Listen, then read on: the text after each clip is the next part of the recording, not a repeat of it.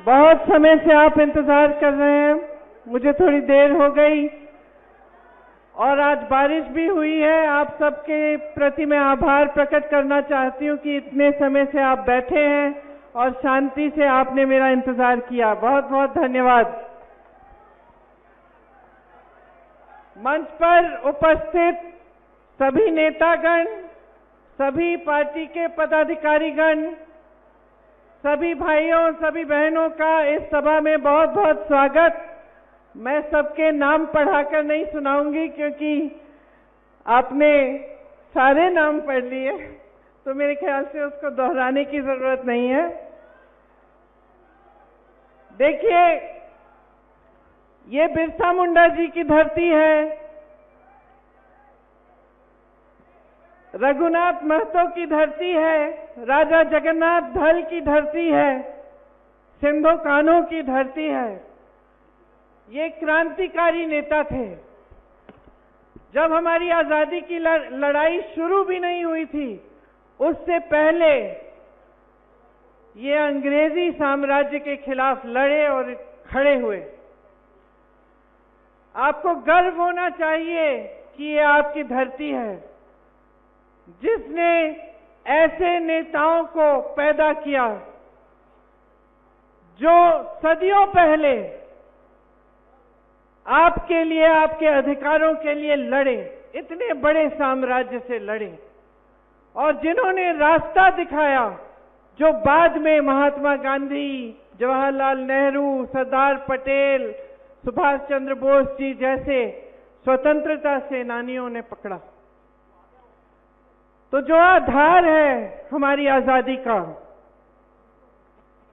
जहां हमारी राजनीति की नींव डली, वो यही थी कि अपने अधिकारों के लिए, अपनी आजादी के लिए डट के लड़ो, अपना हक मांगो, अपनी आवाज उठाओ। वो हमारी राजनीति की नींव थी और उस नींव पर ही हमारा लोकतंत्र बना। हमारा लोकतंत्र, हमारा संविधान हमारी रक्षा करता है। आपने बहुत मंचों पे सुना होगा कि तमाम नेता आते हैं, संविधान की बात करते हैं। कभी आपने सोचा होगा कि ठीक है, लेकिन इस संविधान का मेरे लिए क्या मतलब है, मेरे रोजमर्रा के जीवन में इस संविधान का क्या महत्व है? तो बात यह है कि यही संविधान आपको सारे अधिकार देता है। आपको वोट का अधिकार देता है, आवाज उठाने का अधिकार देता है, आंदोलन करने का अधिकार देता है, भोजन का अधिकार देता है, शिक्षा का अधिकार देता है, आरक्षण का अधिकार देता है।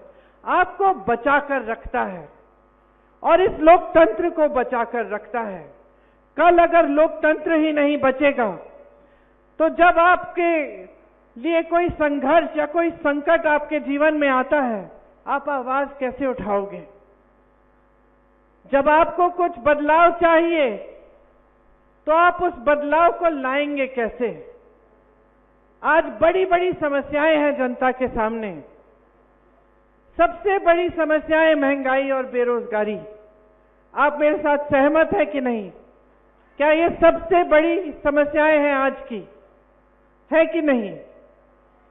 ये सबसे बड़ी समस्याएं हैं। आज बेरोजगारी चरम पर है। 45 सालों में इतनी बेरोजगारी नहीं रही। 70 करोड़ नौजवान इस देश में बेरोजगार हैं। और आज वो जमाना नहीं रहा बहनों और भाइयों कि हम बच्चों को बड़े करते थे, जैसे ही बड़े हो जाते थे मजदूरी में या खेती में लगा लेते थे। आज वो जमाना नहीं है। आज जो बेरोजगार नौजवान खड़ा है वो शिक्षित है, क्योंकि हर एक माँ बाप ने, हर एक परिवार ने, चाहे कितनी भी दूर दराज गांव का हो, चाहे कितने भी गरीब परिवार का हो, उन्होंने कोशिश की है कि अपना बच्चा शिक्षित बने, अपनी बेटी शिक्षित बने, ताकि अच्छा रोजगार मिले और भविष्य उज्जवल हो। ये सही बात है कि नहीं? मेरी बहनें बैठी हैं, आज आप चाहती हैं कि अपनी बच्चियां भी शिक्षित हो, ताकि बड़ी होकर अपने पैरों पे खड़ी हो पाए। आज वो जमाना नहीं है कि शिक्षित नहीं करते हम अपने बच्चों को।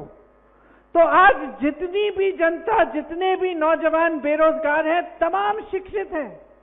किसी ने बीटेक किया है, किसी ने बीएससी किया है, किसी ने एमएससी किया है, लेकिन रोजगार नहीं मिल रहा।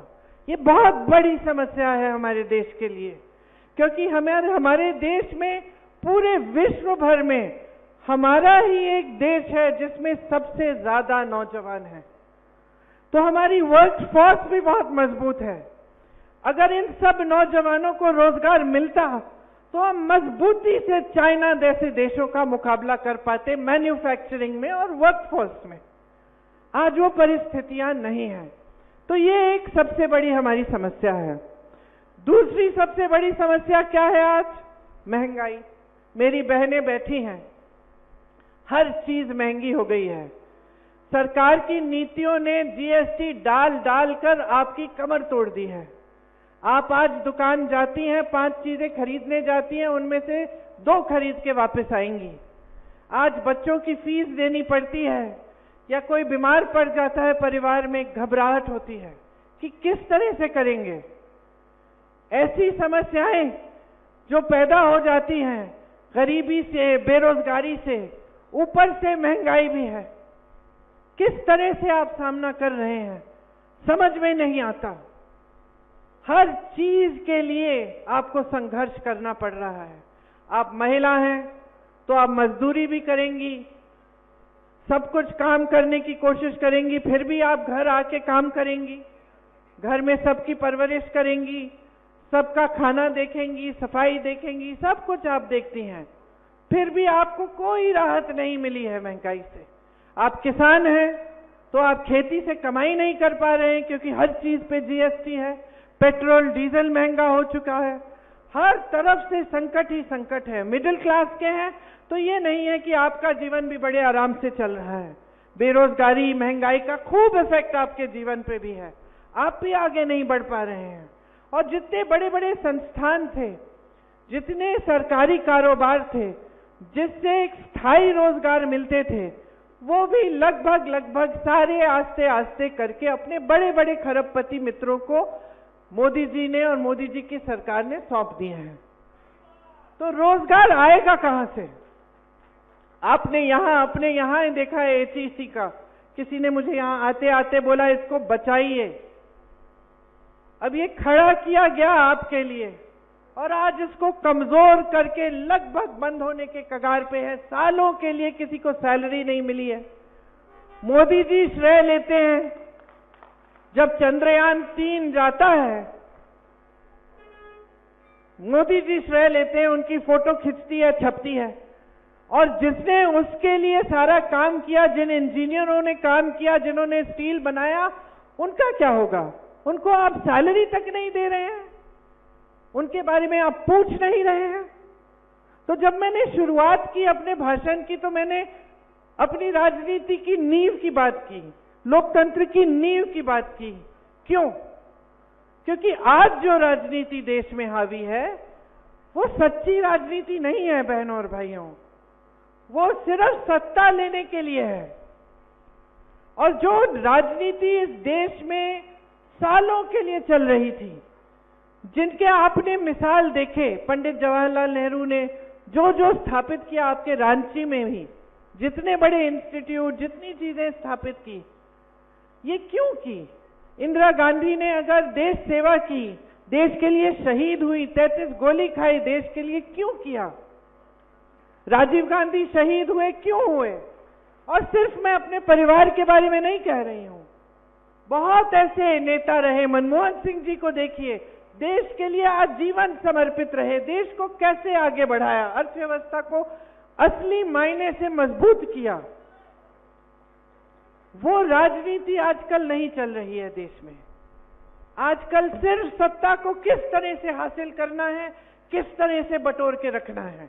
चाहे हमें जहां पे चुनाव जीतकर कोई और पार्टी जीत गई है और सरकार बन गई है, चाहे हमें उस सरकार को धन बल से तोड़ना हो, उसके विधायकों को खरीदना पड़े, 100-100 करोड़ देके खरीद लेते हैं।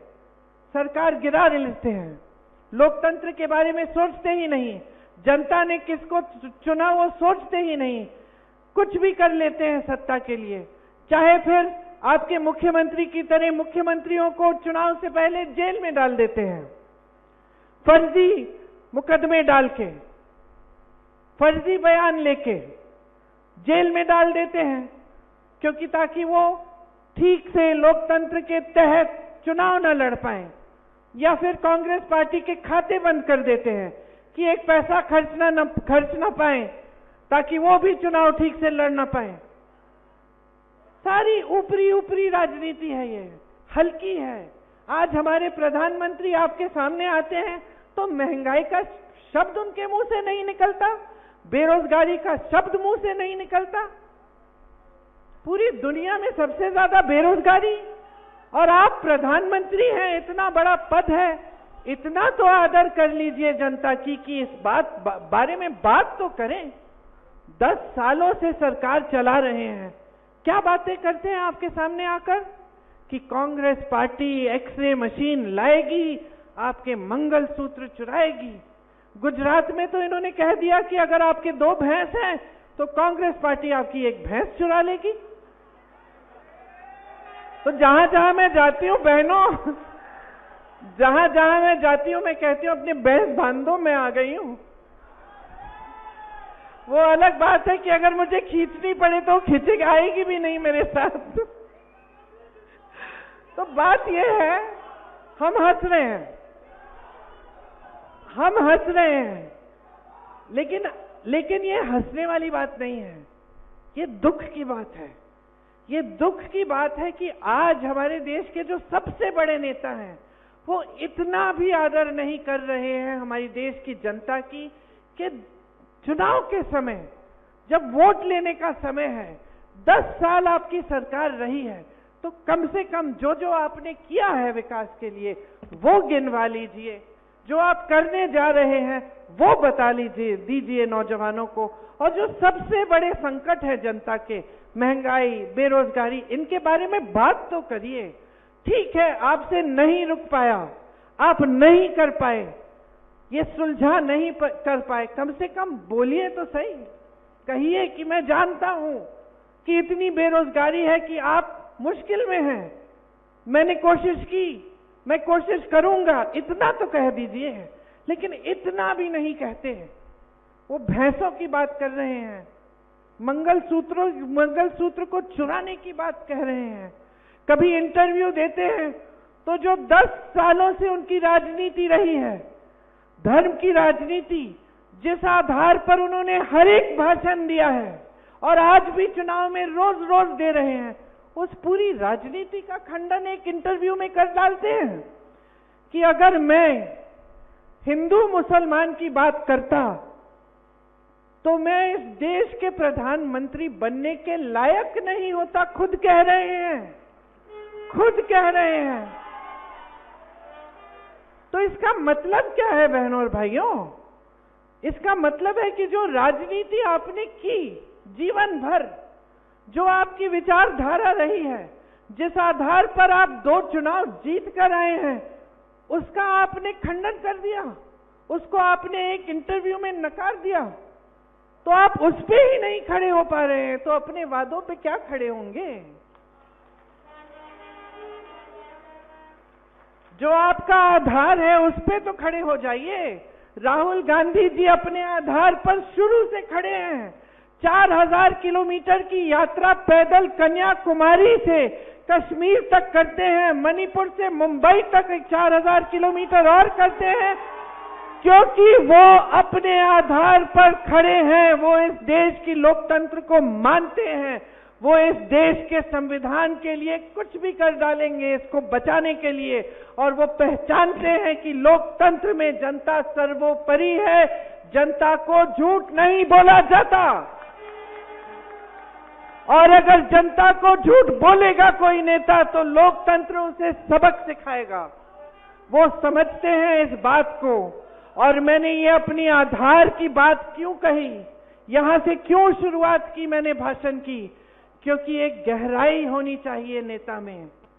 नेता में जो पद संभालता है उसमें एक गहराई होनी चाहिए, उसमें एक श्रद्धा होनी चाहिए अपने देश के प्रति, अपनी जनता के प्रति। और वो श्रद्धा बोली में सिर्फ नहीं प्रकट होनी चाहिए, वो श्रद्धा अपने कार्यों में प्रकट होनी चाहिए। आप वादा करेंगे जनता को कि 2 करोड़ रोजगार मिल जाएंगे सबको, तो आप उस वादे पे खरे उतरिए। यही जनता की मांग है। अगर आप कहेंगे कि 15 लाख रुपए आपके खातों में डालेंगे, तो उस वादे पे खरे उतरिए। यही जनता की मांग है। जनता और कुछ नहीं चाहती। जनता चाहती है कि नेता सच्चा हो, ईमानदारी से काम करे, जनता की जो समस्याएं उसकी बात करे, उनको सुलझाए। कुछ इतना बड़ा नहीं मांग रही है जनता आपसे, लेकिन इस पर भी मोदी जी खरे नहीं उतर सकते। उनके हर वादे को देखिए, एक वादा नहीं रखा उनने। सिर्फ चुनाव आने के समय धर्म की बातें, यही मंगलसूत्र की बातें, यही भैंस चुराने वाली बातें। तो क्या है फिर हम? तो जनता क्या बेवकूफ है? आप बताइए, क्या समझते हैं ये? आप नौजवान हैं, वोट डालने जाएंगे, सुन रही हैं ध्यान से मेरी बातें। आप बताइए, आपको क्या चाहिए? आपको चाहिए एक राजनीतिक पार्टी और एक नेता जो आपकी गहराइयों को समझे, जो लोकतंत्र का आदर करे और जो दिन रात आपके लिए काम करे, आपकी समस्याओं को हल करने के लिए। यही चाहिए ना? तो जब आप संकट में हैं, तो कम से कम सुनवाई होनी चाहिए। यहां देश भर के किसानों ने आंदोलन किया 2 साल पहले, आप सबको याद होगा, सबने देखा टीवी पे।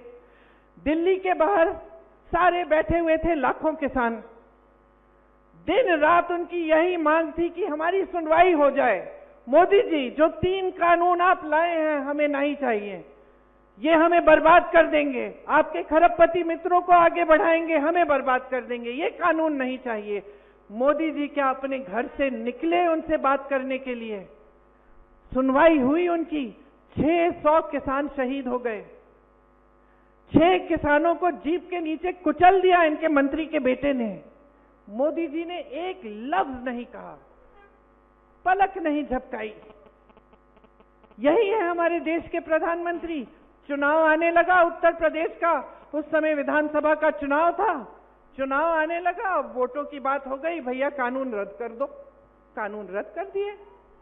तो जब कानून चुनाव के लिए रद्द हो सकते थे, तो जब 600 किसान शहीद हो रहे थे, तब क्यों नहीं किए रद्द आपने? क्योंकि गहराई नहीं है।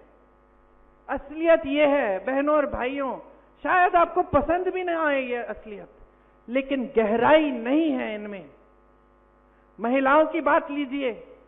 महिलाओं के लिए आरक्षण की बात की इन्होंने, संसद में पास किया 33% आरक्षण महिलाओं के लिए। मोदी जी को माले लगाए दिए गए, वो बड़े बड़े मंचों पे गए, दुनिया भर की महिलाओं को बुलाया गया कि देखिए मोदी जी ने क्या किया है। बाद में पता चलता है कि ये आरक्षण 9-10 सालों के लिए लागू ही नहीं होंगे। तो फिर क्यों किया?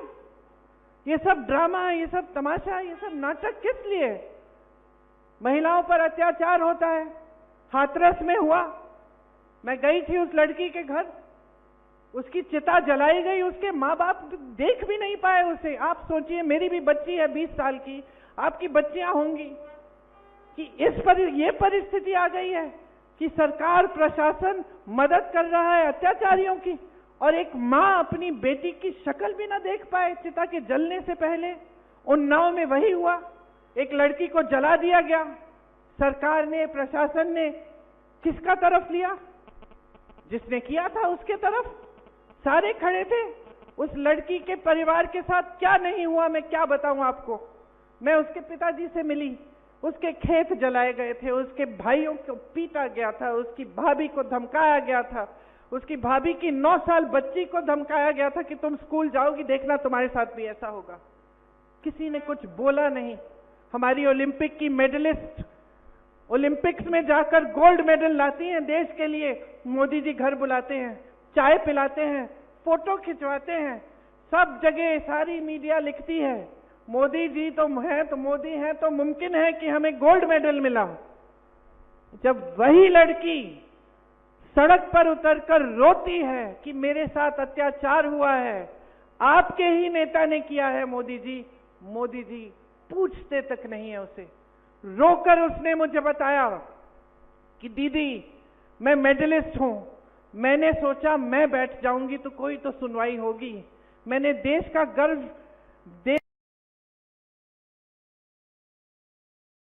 के लिए मैंने देश को मैंने गर्वित किया है। वो खुद सोच नहीं सकती थी कि उसकी भी सुनवाई नहीं होगी। आज उसी नेता के बेटे को टिकट दिया हुआ है, चुनाव लड़ रहा है। तो गहराई कहां है? गहराई कहां है? बातों में गहराई नहीं है, कर्मों में गहराई नहीं है। गहराई कहां है? और अगर गहराई नहीं है हमारी राजनीति में, अगर हमारे प्रधानमंत्री में नहीं है, तो देश कैसे चला रहे हैं? मैं बताती हूं। सारा देश बड़े बड़े खरबपतियों के लिए चल रहा है। सारा देश अडानी जी, अंबानी जी और 22 और खरबपतियों के लिए चल रहा है। देश के कोयले के खदान, देश के हवाई अड्डे, देश के बंदरगाह, देश की बिजली, देश का पावर, सारा उनके लिए।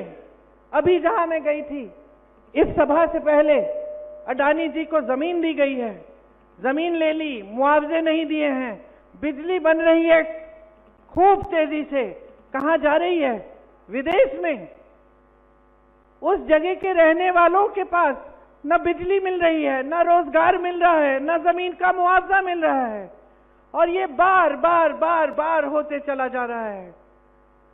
मोदी जी ने अगर एक काम किया है जो 70 सालों में कांग्रेस पार्टी नहीं कर पाई, वो कहते हैं ना 70 सालों में कांग्रेस ने जो किया हमने 10 सालों में उसको किया है। कांग्रेस ने हमेशा इस देश की संपत्ति को आपके हाथों में देने का काम किया। आपको जमीन के पट्टे दिए, आपको जमीन के पट्टे दिए, आपको जल जंगल जमीन पर अधिकार दिया, जितने भोजन का अधिकार दिया। ये सब क्या है? ये सब देश की संपत्ति आपके हाथों में डालने का काम है। मोदी जी ने क्या किया? देश की सारी संपत्ति पकड़ा दी अपने बड़े बड़े खरबपति मित्रों को। 16 लाख करोड़ रुपए इन्होंने कर्ज माफ किए हैं। किसके? इन 22 खरबपतियों के, जिनके पास पहले से हजारों करोड़ हैं। इनके पास पहले से हजारों लाखों करोड़ हैं। ये कर्ज किस लिए लेते हैं? ये कर्ज इसलिए लेते हैं कि इनकी बेटी की शादी है। ये कर्ज इसलिए लेते हैं क्योंकि जमीन पे नुकसान हो गया है और आगे पता नहीं कि अगली रोटी कैसे खिलाएंगे अपने बच्चों को। ये कर्ज इसलिए लेते हैं क्योंकि कर्ज नहीं लिया तो बेटे की एमएससी बीएससी नहीं होगी, पास नहीं होगा, फीस भरनी है, ट्यूशन भरना है। ये कर्ज इसलिए लेते हैं ताकि इनके हजारों करोड़ कुछ और हजारों करोड़ बढ़ जाएं। और हमारी सरकार इनके 16 लाख करोड़ रुपए माफ करती है। ठीक है, करना है, इंडस्ट्री को बढ़ाना है, करो जो करना है, लेकिन फिर जब किसान को कर्ज माफी की बात होती है तो फिर किसान का भी कर्ज माफ करो, गरीब का भी कर्ज माफ करो, फिर नौजवानों को रोजगार दो, नौजवानों को पैरों पे खड़े होने के लिए कोई स्कीम दो। 16 लाख करोड़ रुपए आपने उन्हें पकड़ा दिए। देश में किसान 10,000, 50,000, 1 लाख रुपए के लिए आत्महत्या कर रहा है और आप चुप हैं। सरकारी कर्मचारी, ये सारे पुलिस वाले खड़े हैं, इनके पेंशन की बात होती है, आप कहते हैं पैसे नहीं है। पुराने पेंशन के लिए पैसे नहीं है भाई और बहनों। 16 लाख करोड़ रुपए खरबपतियों के लिए हैं, पुराने पेंशन के लिए पैसे नहीं है इनके पास। किसानों के कर्ज माफ करने के लिए पैसे नहीं है इनके पास। नौजवानों को आत्मनिर्भर बनाने के लिए पैसे नहीं है इनके पास। बड़े बड़े G20 के इवेंट्स करने के लिए हैं। मोदी जी चमके, ऐसे लगे जैसे दुनिया के सबसे बड़े नेता हैं, इसके लिए पैसे हैं। नया संसद भवन बनाना है, उसके लिए 20,000 करोड़ रुपए हैं। लेकिन गन्ने का बकाया देना था उसी समय, कोविड से पहले 15,000 करोड़ रुपए का, उसके लिए पैसे नहीं थे। मोदी जी के 2 हवाई जहाज 16,000 करोड़ रुपए के खरीदने के लिए पैसे थे, लेकिन गन्ने के 15,000 करोड़ के बकाये के लिए पैसे नहीं थे। तो समझ लीजिए, हल्के हैं, अपने लिए सब कुछ बटोर रहे हैं, सत्ता, संपत्ति। एक और काम किया मोदी जी ने और उनकी पार्टी ने, जो कांग्रेस कभी नहीं कर पाई। 10 सालों में भाजपा को इस दुनिया की सबसे अमीर पार्टी बना दिया। कांग्रेस पार्टी को भ्रष्ट कहते हैं बहनों और भाइयों, कांग्रेस पार्टी को भ्रष्ट कहते हैं ना, हर सभा में जाके हम भ्रष्ट हैं, हमारे सारे साथी भ्रष्ट हैं, सबके बारे में। हम अगर इतने भ्रष्ट थे, 55 साल तो हम सत्ता में रहे, 70 सालों से देश आजाद है, जिसमें से 55 साल कांग्रेस सत्ता में रही।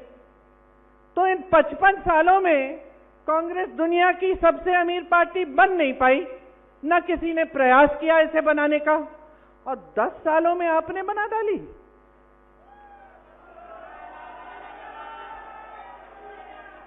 तो मैं आप सबसे पूछना चाहती हूं कि ये पैसे आए कहां से?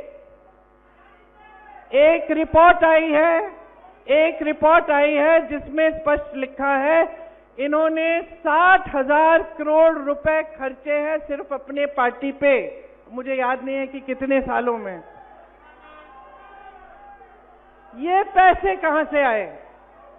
ये हमारे इतने ईमानदार नेता जो रो के आपके सामने कहते हैं कि मैं भ्रष्टाचार के खिलाफ अकेले लड़ रहा हूं, इसीलिए ये सब मेरे पीछे पड़े हुए हैं। अच्छा, तो देश के इतिहास में, देश के पूरे इतिहास में कोई ऐसी, किसी प्रधानमंत्री ने ऐसी स्कीम नहीं निकाली जैसी इन्होंने निकाली, इलेक्टोरल बॉन्ड की स्कीम, जिसमें जो चंदा देगा उसका नाम गुप्त रहेगा। बहुत ईमानदार हैं। बताइए, आपको किसी से चंदा लेना है तो आप छुप के लेंगे? अगर ईमानदार हैं तो छुप के लेंगे कि सबके सामने लेंगे? मंदिर के लिए जब चंदा इकट्ठा करने आते हैं कि छुप के आते हैं, सबके सामने आते हैं? मंदिर के लिए है, दीदी चंदा दे दो, हम लोग देते हैं चंदा, है कि नहीं? तो अगर ईमानदारी का काम है तो आप सबके सामने लो, छुपाने की क्या बात है? इन्होंने क्या किया? स्कीम निकाल दी इलेक्टोरल बॉन्ड, सब नाम गुप्त रहेंगे। जब न्यायपालिका ने देखा कि भाई ये तो गलत स्कीम है, इसमें तो भ्रष्टाचार होगा, सूची निकालो, तो सूची निकालते हैं। अब मोदी जी क्या कहते हैं कि देखिए, मैंने तो सबसे ईमानदारी की स्कीम निकाली, सारी सूची पारदर्शी है, सार्वजनिक कर दी। अरे आपने थोड़ी की है, तो न्यायपालिका ने मजबूर करा के कराया आपसे। ठीक है, सूची निकलती है, सुन लीजिए, जिस पे छापा मारा उससे चंदा लिया, छापे बंद। जिस पे मुकदमे लगाए, चंदा लिया, मुकदमे ठंडे बस्ते में। जिसने गुजरात का वो पुल बनाया जिसपे से सारे लोग गिर के, सैकड़ों लोग बह गए, पानी में मर गए, उनसे चंदा लिया मोदी जी की पार्टी ने। आपको वैक्सीन लगी वैक्सीन? किस किस को लगी? सबको वैक्सीन लगी, 2-2। मुझे भी। वैक्सीन बनाने वाली कंपनी से 52 करोड़ रुपए चंदा लिया। आज हम सब घबरा रहे हैं कि भाई इस वैक्सीन में क्या था, क्योंकि एक नई रिपोर्ट आई है कि वैक्सीन लेने से कुछ लोगों को एकदम भयानक से वो हो सकते हैं और वो मर सकते हैं। आज हम घबरा रहे हैं। मोदी जी ने कौन सी वैक्सीन ली ये मुझे नहीं मालूम, लेकिन हमको तो दिलवा दी 52 करोड़ रुपए चंदा लेके, है कि नहीं? तो आप सब कुछ कर रहे हैं, आप सरकारें गिरा रहे हैं, सामने, सबके सामने मीडिया आपकी वाहवाही कर रहा है रोज रोज। क्यों? क्योंकि इस देश में 97% मीडिया की कंपनी बड़े बड़े खरबपतियों की है। इसलिए हम लोग टीवी चलाते हैं, यही दिखता है कि वाह वाह वाह वाह, अर्थव्यवस्था इतनी तेजी से आगे बढ़ रही है, मोदी जी ने वो काम कर डाले हैं जो किसी ने नहीं किए। हाईवे शुरू किए कांग्रेस पार्टी ने, उद्घाटन कर रहे मोदी जी, उस पे मोदी जी का नाम। हर चीज, आधी चीजें, ये जो राशन मिलता है आपको 5 किलो, समझ लीजिए, इसकी गहराई समझिए, इसकी गहराई समझिए। ये 5 किलो राशन देना मोदी जी की मजबूरी है, क्योंकि कांग्रेस पार्टी भोजन का अधिकार लाई थी आपके लिए। भोजन का अधिकार का मतलब है कि हर गरीब परिवार को, कोई भी सरकार आए जाए, उसको राशन देना पड़ेगा। इसीलिए मोदी जी से आपको राशन मिलता है, उनकी मजबूरी है, कानूनी अधिकार है आपका। अपनी फोटो चेप ली, ये मीडिया वालों ने कह दिया कि ये तो मास्टर स्ट्रोक है मोदी जी का, सबसे बड़ी मोदी जी की स्कीम है, लो देखो, और हम सब मान गए, क्योंकि हम जो टीवी में देखते हैं हमें लगता है कि सच ही होगा, है कि नहीं? लेकिन समझ लीजिए, आज जो टीवी में दिख रहा है वो सच्चाई नहीं है, सच्चाई नहीं है। आज इस देश की सच्चाई ये है कि बड़े बड़े खरबपति, वो भी सारे नहीं, 22 आगे बढ़ते चले जा रहे हैं, और इस देश का गरीब, इस देश का मिडिल क्लास, इस देश का अधिकारी, इस देश का किसान, इस देश का मजदूर, इस देश का जवान पीछे होता जा रहा है, गरीब होता जा रहा है।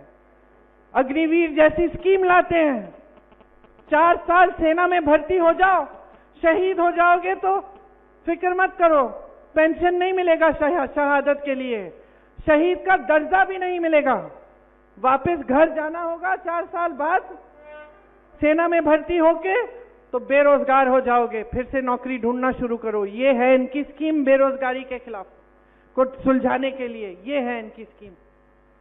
तो या तो आप गहराई में समझ लीजिए, ये देश देखिए बहुत विविध देश है।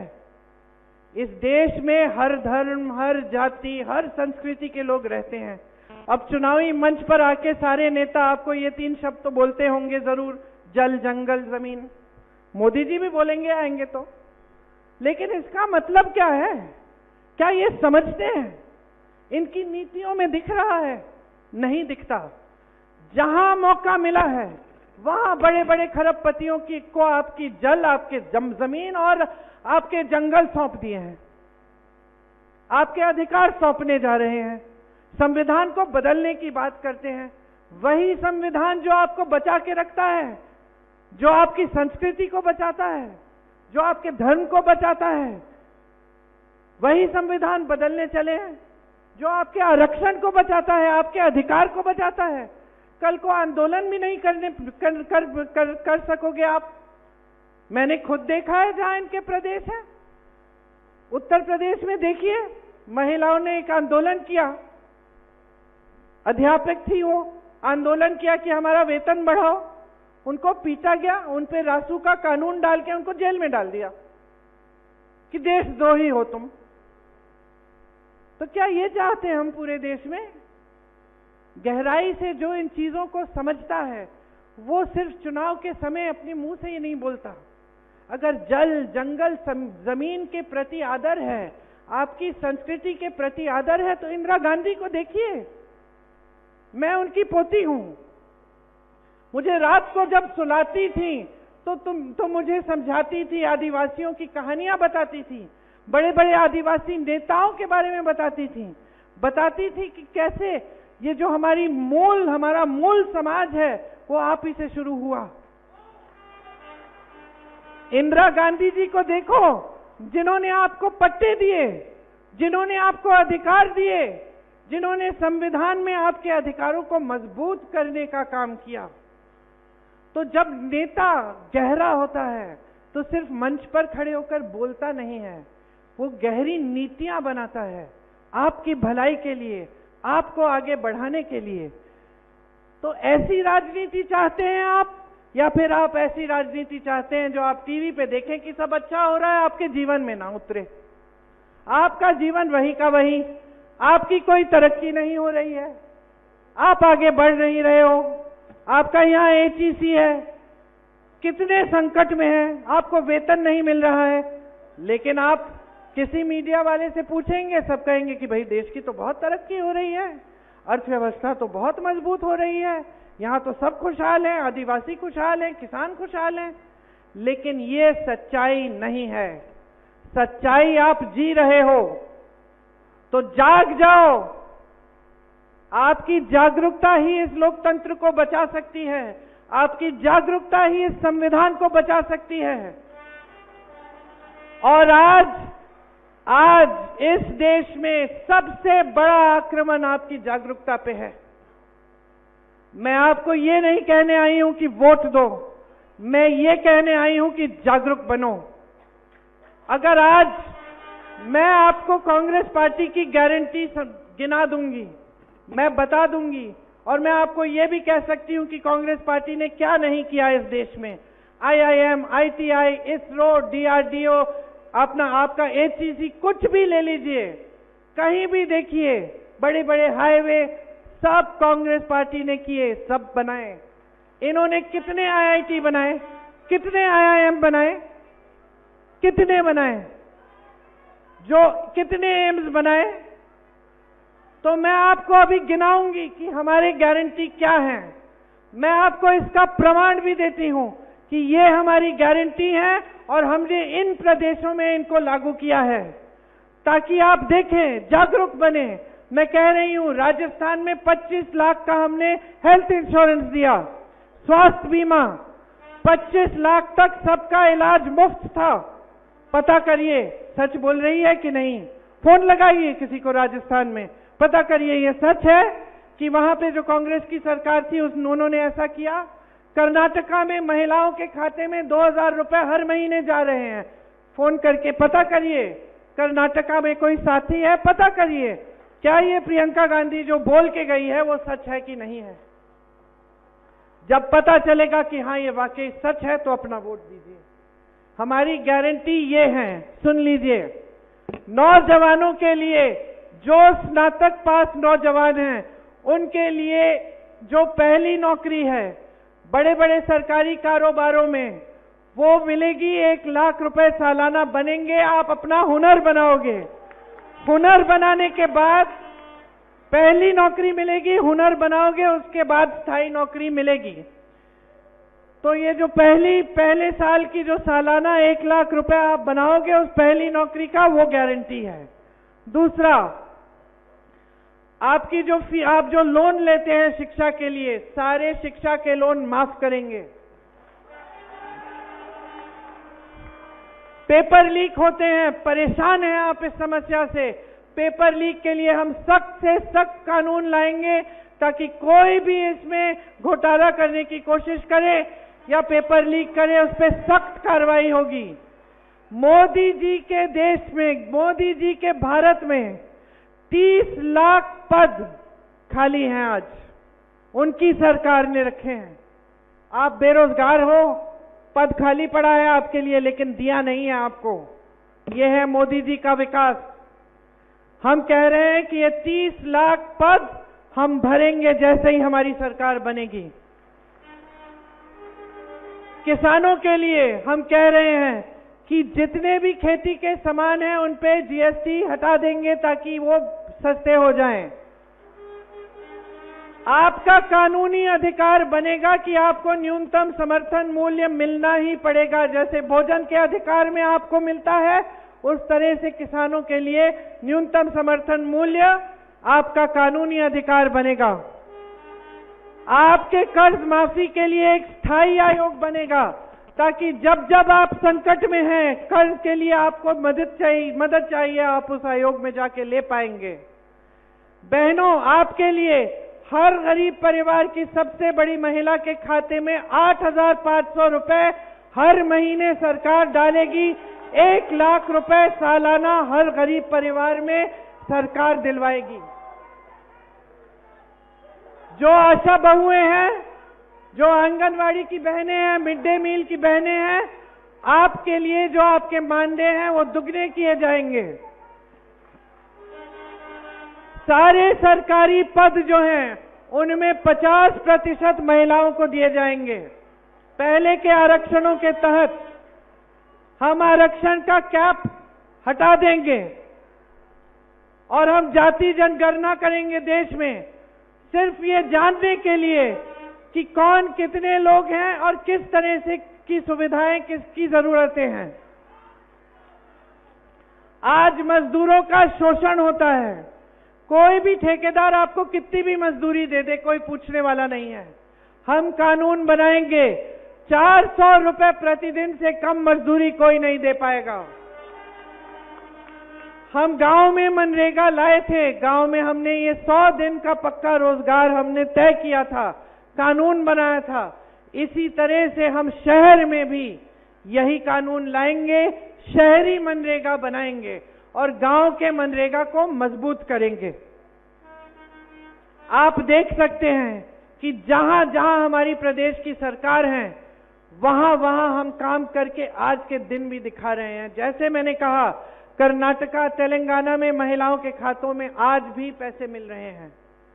मैंने कहा राजस्थान में 25 लाख की हेल्थ इंश्योरेंस मतलब स्वास्थ्य बीमा हम दे रहे थे।